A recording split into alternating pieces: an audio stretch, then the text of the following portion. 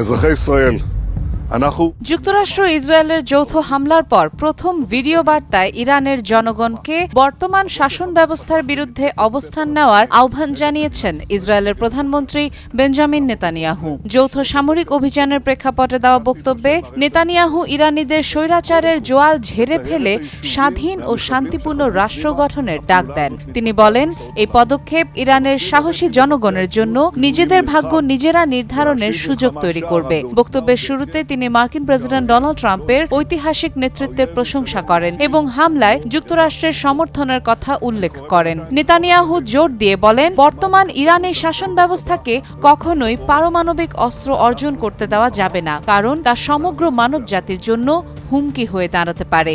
গত বছরের জুনে ইরানের সঙ্গে 12 দিনের যুদ্ধের সময়ও তিনি একই ধরনের আহ্বান জানিয়েছিলেন। বিশ্লেষকদের মতে তার এ বক্তব্য মধ্যপ্রাচ্যের সংঘাতকে সামরিক পর্যায়ে ছাড়িয়ে তেহরানের ক্ষমতার প্রশ্নে গড়িয়েছে, যা আন্তর্জাতিক অঙ্গনে বাড়িয়েছে কূটনৈতিক উত্তেজনা।